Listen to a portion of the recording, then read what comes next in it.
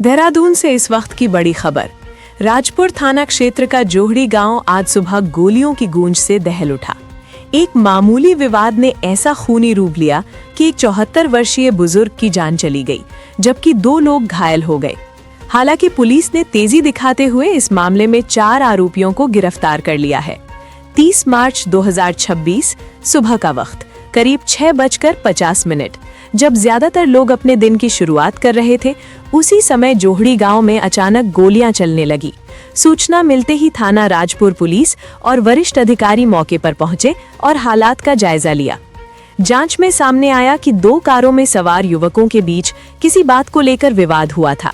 देखते ही देखते ये कहासुनी हिंसक झड़प में बदल गई और फिर चली गोलियां। फायरिंग के दौरान एक 74 वर्षीय बुजुर्ग को गोली लग गई। उन्हें तुरंत अस्पताल ले जाया गया, लेकिन डॉक्टरों ने उन्हें मृत घोषित कर दिया। इस घटना में 2 अन्य लोग भी घायल हुए हैं, जिनका इलाज अस्पताल में जारी है।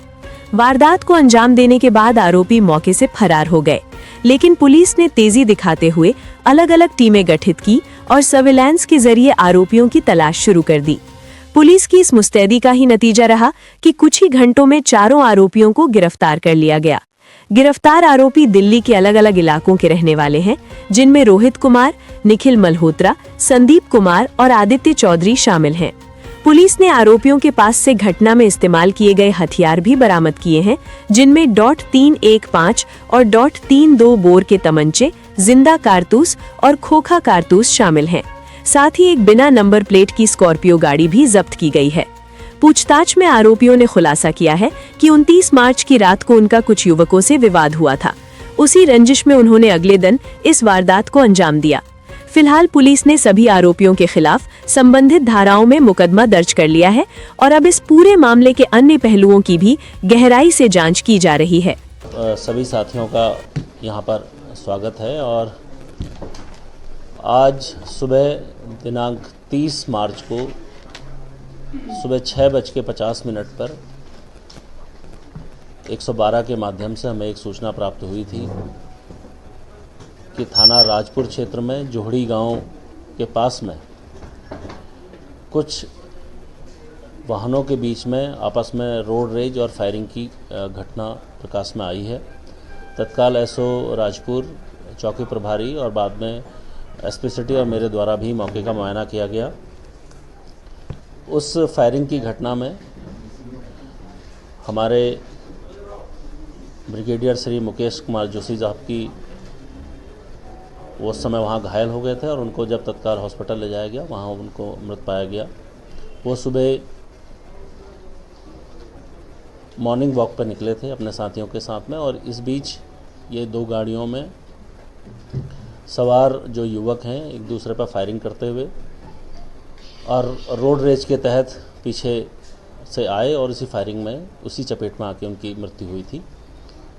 तत्काल सभी पहलुओं को ध्यान में रखते हुए विभिन्न टीमों के माध्यम से घटना की विवेचना, घटना के पीछे के कारणों को जब हम लोगों ने जांचा, पहले जो ये फॉर्च्यूनर सवार जो साथी थे, जो लोग थे जो फॉर्च्यूनर में बैठे थे, इन लोगों से पूछताछ की गई तो उनके द्वारा एक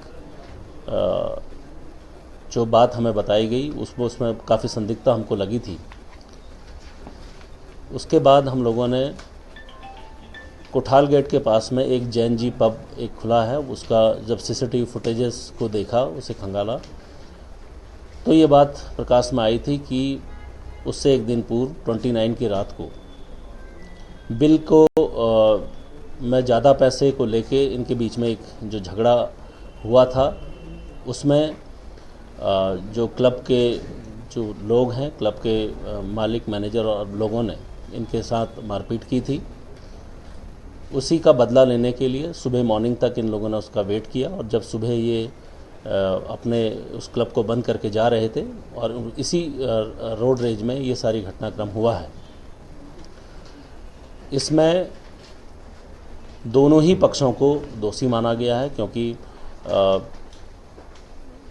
जो हमारे वेटरन हैं श्री मुकेश जोशी साहब, उनकी जिस प्रकार से इस घटना में मृत्यु हुई है वो वाकई में उसकी मैं कड़े शब्दों में भर्त्सना करता हूं और मेरी संवेदनाएं, देहरादून पुलिस की संवेदनाएं उस परिवार के साथ है। मैं यह भी सुनिश्चित करूंगा कि इसमें जो भी लोग शामिल थे, भले वो किसी भी जगह हो, प्रत्यक्ष हो परोक्ष हो, सबके खिलाफ सख्त वैधानिक कार्रवाई होगी। इसी को ध्यान में रखते हुए अभी आज हम लोगों ने 4 लोगों की अरेस्टिंग की है, जिसमें इस जैन क्लब के जो मालिक है संदीप, उसको भी हम लोगों ने अरेस्ट किया है। साथ में जो अभियुक्त हैं और दूसरा जो पक्ष है उसमें एक व्यक्ति आदित्य चौधरी, उसको भी अरेस्ट किया गया है। उसके जो साथी हैं, अभी 3 उसके साथी हैं वो जो फरार चल रहे हैं 4, उस पर भी हम जल्दी ही पकड़ लेंगे। उनके फ़ोटो हम लोगों के द्वारा जारी किए गए हैं और उनके खिलाफ भी सख्त वैधानिक की जाएगी। इन सभी अभियुक्तों से इनके पास जो असलहे थे वो बरामद किए गए हैं। दोनों ही गाड़ियां जो रोड रेज में थी, एक जो दुर्घटनाग्रस्त हुई थी और दूसरी गाड़ी जो घटना करके भागी थी, दोनों ही पुलिस के कब्जे में हैं। दोनों ही पुलिस ने अपने कब्जे में लिया है और सभी पहलुओं को ध्यान में रखते हुए इस पर जो भी वैधानिक कार्रवाइयाँ हैं वो की जाएंगी। तत्काल प्रभाव से उस क्लब को सील कर दिया गया है और उसकी जो क्लब की जो रजिस्ट्रेशन है उसके निरस्तीकरण की कार्रवाई के लिए माननीय डीएम साहब को, जिलाधिकारी को यहाँ से पत्र प्रेषित किया जाएगा। इसके साथ ही मैं ये भी कहूँगा कि जो भी यहाँ पर पब में जो निर्धारित समय सीमा है, निर्धारित समय सीमा के बाद अगर कोई क्लब अब खुला हुआ पाया जाएगा, उसके खिलाफ सख्त वैधानिक कार्रवाई की जाएगी। इसमें किसी प्रकार का मेरे द्वारा यह भी निर्देशित किया गया है, जो संबंधित थाना प्रभारी हैं, सर्कल अफसर हैं, वो स्वयं रात के समय इस चीज़ को देखेंगे।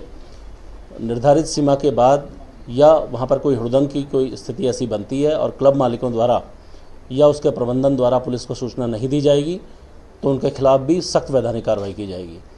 तो इसमें पूरी जो ब्रीफिंग में मेरी जो हमारी संवेदनाएं हैं वो मृतक श्री मुकेश जोशी साहब के साथ, उनके परिवार के साथ हैं और इनके अभियुक्तों को सख्त से सख्त सज़ा दिलाने के लिए जो भी हमसे बन पड़ेगा हम उसे करेंगे। Thank you.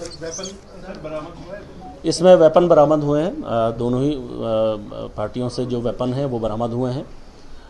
बल्कि अभी हमारे जो अभी 4 अभियुक्त अभी पकड़े जाने हैं। मुझे उम्मीद है जल्दी ही हम उन्हें भी पकड़ेंगे और उनसे भी हम लोग कार्रवाई करेंगे। नहीं, कोई भी लाइसेंसी नहीं है, सभी तमंचे या अन्य असले हैं इनके। ये पता चला है कि कुल कितने फायर हुए होंगे? देखिए, प्रत्यक्षदर्शियों या इनसे जो बातें हुई हैं उनसे करीब 8 से 9 फायर हुए हैं जो अलग दोनों ही ओर से किए हैं। देखिए, जो घटना के समय में जो अभी तक हमारे पास जानकारी आई है, ये क्लब करीब 2 से 2:30 बजे के बीच तक खुला था। उसके बाद इन लोगों ने इसको, ये जो घटना है ये पूर्व से ही चली आ रही थी। उसके बाद सुबह करीब 3:30 पौने 4 बजे उसके जो नीचे जाके उस पर झगड़ा किया है। जो अभियुक्त है जिसके द्वारा जो स्कॉर्पियो एन गाड़ी में था, उसके साथ करीब पौने 4 बजे के आसपास नीचे उसकी गाड़ी को तोड़ा गया है, उसके साथ झगड़ा किया गया। उसके बाद ही ये घटनाक्रम फिर आगे बढ़ा है। रोजमर्रा की ये कहानी होती है राजधानी देहरादून के तमाम अलग-अलग क्षेत्रों में, राजपुर है, बिजोली है, इस तरह के ये एरियाज हैं, उन पर कैसे सख्ती होगी? टाइम बाउंड का पुलिस प्लान करेगी? सर, इसी से जुड़ा मेरा सवाल है, क्योंकि अब पुलिस की सख्ती तो दिखाई दे रही है, लेकिन वो छोटे लोगों पे जो ढाबे वाले हैं वो वाले, वहाँ तो पुलिस जाके बैन घर के लिए आती है। मैं ये आपके माध्यम से ये कहना चाहूँगा, निर्धारित समय सीमा के बाद अगर कोई क्लब खुला पाया जाएगा उसके खिलाफ सख्त वैधानिक कार्रवाई की जाएगी। अगर किसी क्लब में कोई झगड़ा होता है, अगर वो रिपोर्ट नहीं किया जाएगा तब भी उनके खिलाफ सख्त कार्रवाई की जाएगी। बिना नंबर प्लेट की थी तो इसमें नंबर था ही नहीं, उस समय के लिए उसको बंद किया गया। नहीं, ये नई रजिस्ट्रेशन की स्कॉर्पियो है, अभी नई गाड़ी ये खरीदी गई है। उसमें जो रजिस्ट्रेशन नंबर है वो टेम्परेरी रजिस्ट्रेशन नंबर है। ये सभी लोग जो छात्र हैं, जो स्कॉर्पियन में, भले वो आदित्य चौधरी है या जो शशांक त्यागी है, ये सभी लोग यहाँ पर छात्र हैं और अब अलग अलग स्कूल्स में, अलग अलग कॉलेज में पढ़ाई करते हैं। पूरे शहर में जहाँ इंस्टीट्यूट्स हैं वहीं पर इस तरह की घटना देखी जा रही है कि जो यहाँ बच्चे पढ़ने के लिए आ रहे हैं वो पढ़ने की बजाय क्रिमिनल जो एक्टिविटीज़ हैं उसमें है। सबसे बड़ी चीज़ है कि पुलिस सत्यापन चला रही है, लेकिन बड़ी संख्या में देखा जा रहा है जहाँ भी घटना हो रही है वो असले से नीचे नहीं हो रही, हर जगह गोली चल रही है। तो इसको लेकर आप लोग किस तरीके से करेंगे? देखिए, पुलिस, मैं कोशिश करूंगा कि पुलिस का जो कार्य है वो अपनी तरीके से भली भांति हो, लेकिन ये एक बहुत ही बड़ा वाइड एक पहलू है। इसमें न सिर्फ पुलिस की ही बल्कि उनके परिवार की, समाज की और स्कूल कॉलेजेस की भी अपनी जिम्मेदारियां तय हैं। अगर कोई अपनी जिम्मेदारियों से पीछे हटता है और सिर्फ जो है पुलिस के ऊपर ये जिम्मेदारी डाली जाएगी, वह भी ठीक नहीं होगा। मेरा मानना है सभी को अपनी जिम्मेदारी को समझना चाहिए। मानते हैं कि जिम्मेदारी का पूरी तरह से निर्वाह नहीं किया गया अभी तक जो ये घटना हुई? देखिए, जहाँ तक मैं कहूँगा, पुलिस के जो ये जिस तरीके की ये घटना हुई है, इसमें पुलिस से एक स्तर पर फॉल्ट हुआ है कि ये क्लब देर रात तक खुला था। उसके खिलाफ जो भी हमारे जो डिपार्टमेंटल प्रोसीडिंग है वो की जाएंगी। क्यों नहीं उस चीज़ को किया गया,